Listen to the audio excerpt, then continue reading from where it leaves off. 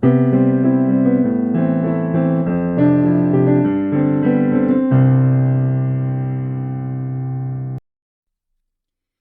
오늘은 근대국어 같이 보실게요. 근대국어를 보기 전에 일단 중세국어를 잘 하고 오셨나요? 중세국어가 잘 되어야만 15세기 중세국어와 17세기 근대국어의 차이를 구별할 수 있을 것 같아요. 근대국어 시기부터 같이 봅시다.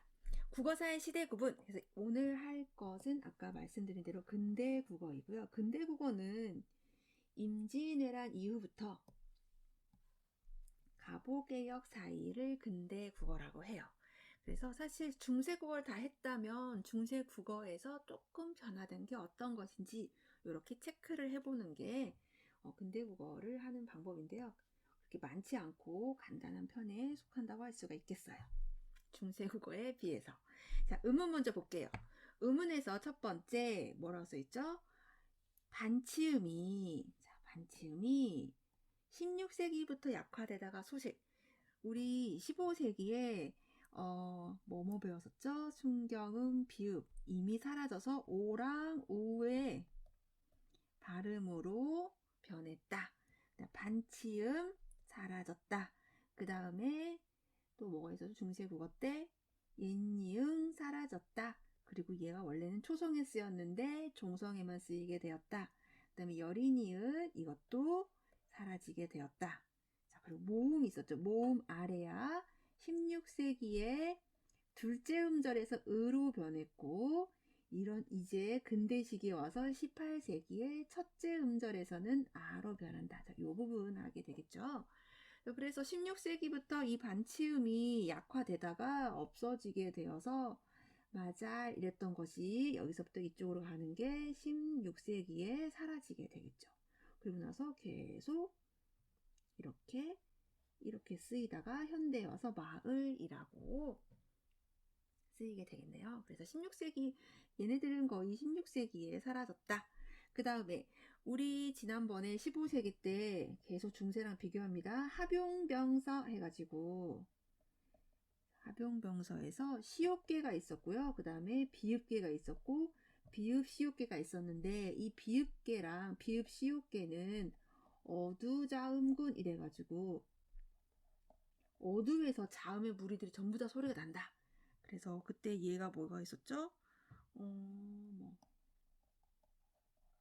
이렇게 돼 있는 거 어떻게 발음한다고요? 부수대 이렇게 원래 발음이 되는지 모르겠지만 비읍, 시옷, 디귿이 전부 다 발음이 되었다. 이렇게 어두자운군이었던 애들이 어떻게 되냐면요. 17세기 근대 오면요. 사라지면서 얘네들이 무슨 소리로 바뀌냐면은 부수대 그랬던 것이 때 이렇게 된 소리로 발음이 됩니다. 된 소리로 바뀌어요. 부듯 했던 게 뜻 이렇게. 얘는 원래 무슨 소리였어요? 된 소리. 시옷계 합영병소는 된 소리였고요. 비읍계랑 비읍시옷계는 어두자음군이었는데 비읍계랑 비읍시옷계가 17세기에 와서 사라지면서 된 소리로 변했다. 이렇게 정리할 수 있겠어요. 그 다음에 또 15세기 중세국어 때 기억을 하지 못하는 학생은 어떻게 해야 돼요? 중세국어 듣고 와야겠죠. 15세기 때 이 지읒과 치읒이 치음이었다. 치음이었던 것이 27세기에 오면 얘네들이 뭘로 변해? 현대하고 똑같이 국외음으로 변하게 됩니다. 지치의 좋은 위치가 변하는데요. 치음에서 경국외음으로 오게 됩니다. 이게 지금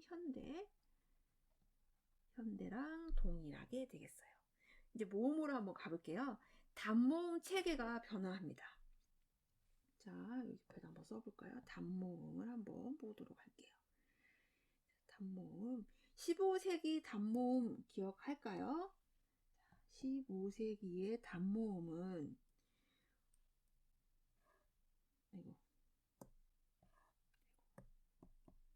15세기의 단모음은 이, 에, 으, 아, 우, 오, 위, 왜 여기에서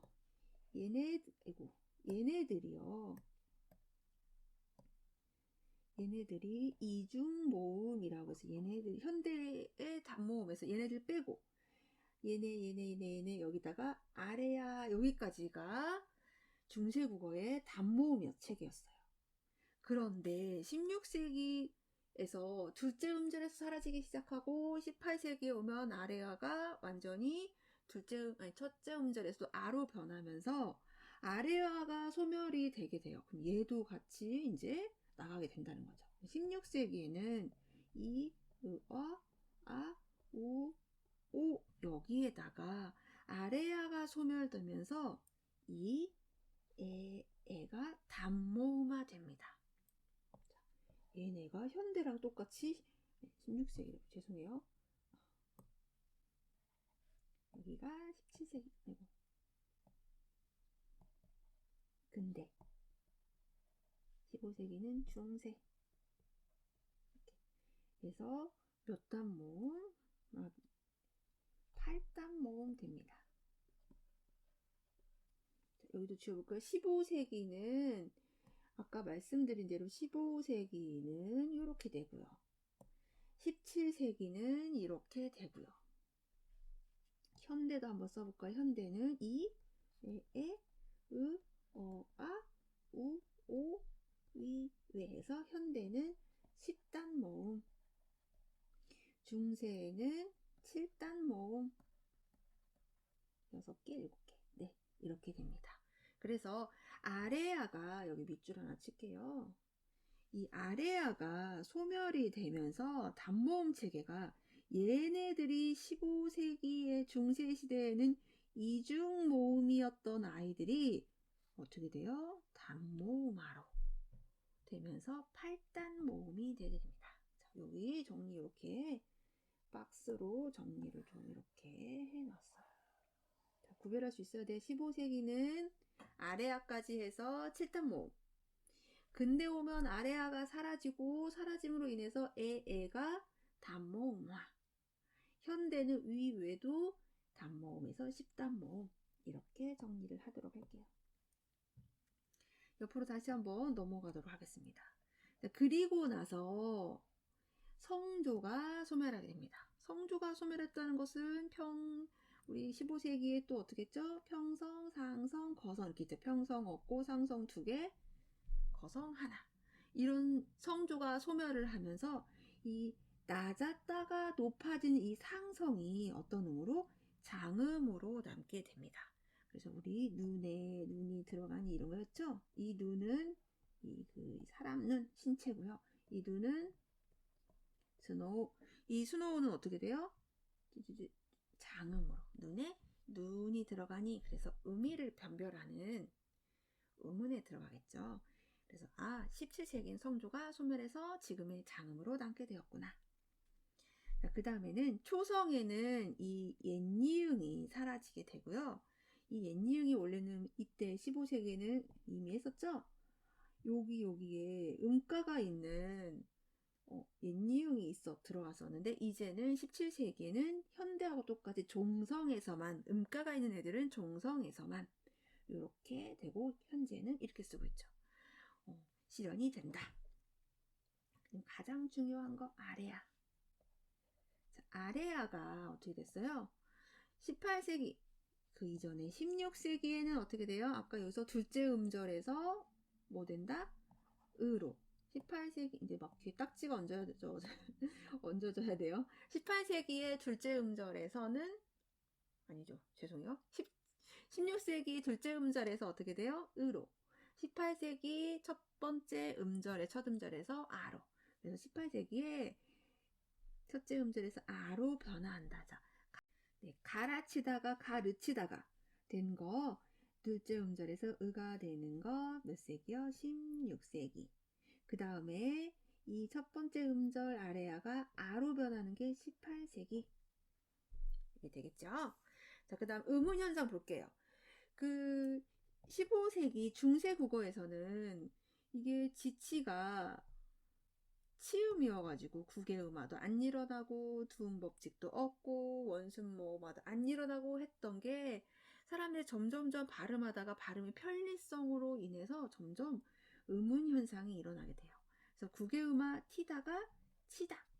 구개음화 어디 DT가 이모음이나 반모음이 형식 형태소를 만나면 지치가 되는 현상. 티다가 치다가 됐습니다. 그다음 두음 법칙. 님금, 이 니은이라는 이 님자가 니은이 어두에 오는 거 좀 꺼려요. 그래서 어떻게? 임금. 원순 모음아. 자, 평순이죠. 은은 평순인데 평순보다 우 하는 게 편하니까 어떻게 돼요? 물이 아니라 물이 되는 원순 모음아. 그 다음에 이 모음 조화가 약화되었다 그랬죠? 15세기 중세 국어에는 모음 조화를 아주 철저하게 지켰는데 이 아래아라는 글자가 점점 변하는 이 소실의 영향으로 어떻게 돼요? 모음 조화가 깨지게 됩니다. 그래서 깡총깡총 했던 걸 깡충이라고도 하고요. 이렇게 된다. 근대국어 표기 보실게요. 근대국어는 7종성법으로 표기를 하게 됩니다. 그럼 또 중세국어랑 같이 비교를 해보도록 할게요. 15세기 중세국어는 몇 종성법이죠? 8개 종성으로 하는 8종성법. 뭐가 있었죠? 꼭지 달린 이응 이렇게 8개로 표기를 했고요. 이때에는 디귿과 시옷의 발음을 구별했다. 이렇게 얘기했어요. 그 다음에 근데 17세기에는 여기처럼 7종성법 7개의 종성으로 표기를 하게 됩니다. 디귿이 사라지고요. 이렇게 됩니다. 그런데 여기 보시면 시옷으로 표기를 하지만 표기는 시옷으로 해요. 그런데 이때도 발음은 현대와 똑같이 디귿으로 했다. 자, 이렇게 됩니다. 그래서 7개의 자음으로 종성을 표기하고 여기에 뭐가 있어요? 시옷이 들어가 있고요. 헷갈리면 안 돼요. 표기는 시옷, 발음은 디귿으로 했다. 그 다음에 근대국어는 중철이라는 거듭적기가 드러나게 됩니다. 이 거듭적기는 이어적기에서 끊어적기로 가는 어떤 과도기죠. 표기가 되겠어요. 그래서 15세기 중세에는 이어적기를 하고요.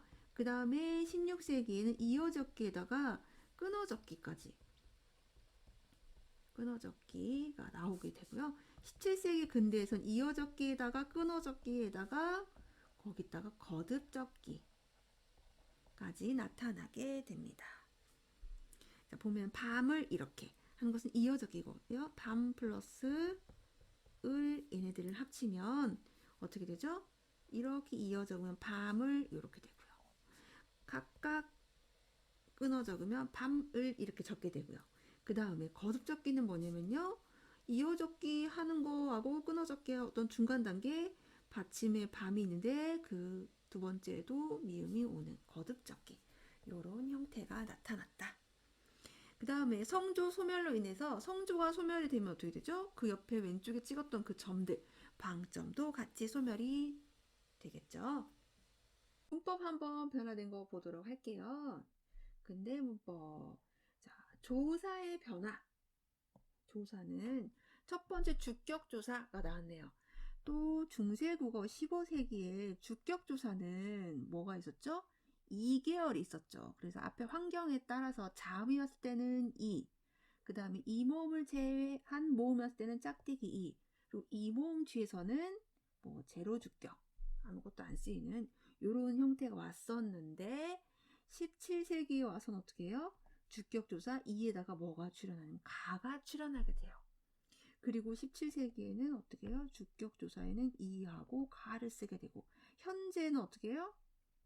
현재도 역시 주격조사에는 이하고 가를 쓰게 되겠죠. 그래서 비가 올 것이니 와 주어에 뭐가 왔어요? 가가 오게 됩니다.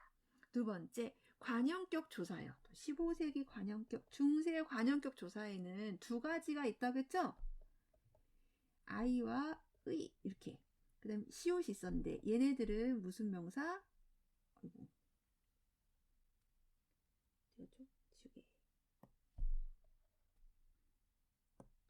얘네들은 유정명사.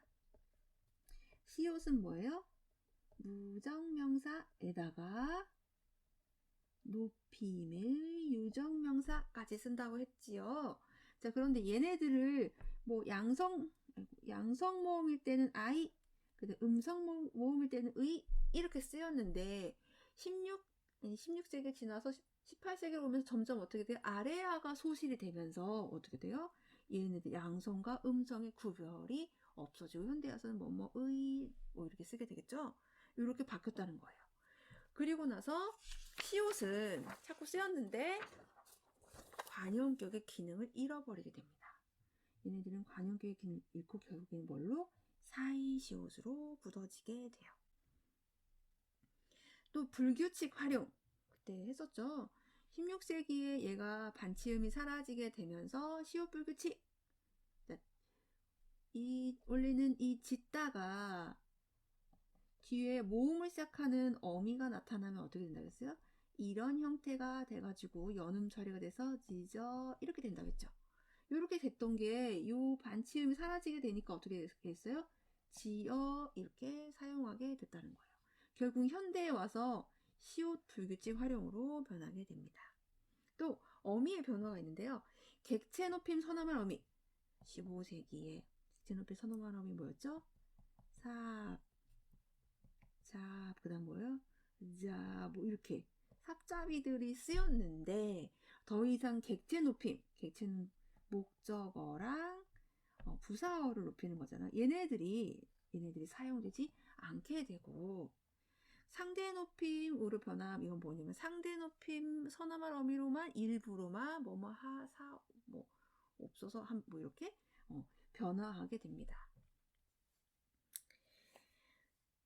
그 다음에 과거 시제 볼게요. 과거 시제 선어말 어미 15세기도 볼게요. 15세기의 과거 시제 선어말 어미는 동사에서는 과거가 뭐뭐 하더라 또는 그냥 기본형으로만 써도 뭐예요? 과거를 나타냈어요. 형용사에서는 예쁘더라 뭐 이렇게 해서 더가 사용이 됐는데 여기에 뭐가 at과 ot이 확립이 되었다. 이 at과 ot은 결국은 현대에 오면 어떻게 돼요? at과 먹었다 뭐 이런 거예요. 숨었더니 숨다에다 숨에다가 단어죠. 더니 이렇게 바뀌게 됩니다. 이렇게 근대 국어는 중세 국어랑 항상 비교하고 또 현대 국어랑 항상 비교해요. 그러니까 중세 국어에서 현대 국어로 오면서 좀 더 현대에 가까워졌다. 좀 더 쉽고 그럴 수가 있겠죠. 하지만 비교할 줄 알아야 돼요. 어휘 한번 볼게요. 어휘는 이때는 이제 뭐요 개화가 되고 막 서양 문물이 막 유입이 되고 막 이렇게 되는 상황이어가지고 서구의 문물 종교 관련된 한자어가 증가하게 된다. 천주교가 들어오게 돼서 뭐 자명종, 뭐 천주교 이렇게 됐고요. 일본이 또 들어오게 되죠. 일본 뭐 외래어, 담배가 일본에서 들어온 말이에요. 그 다음에 고구마, 고구마,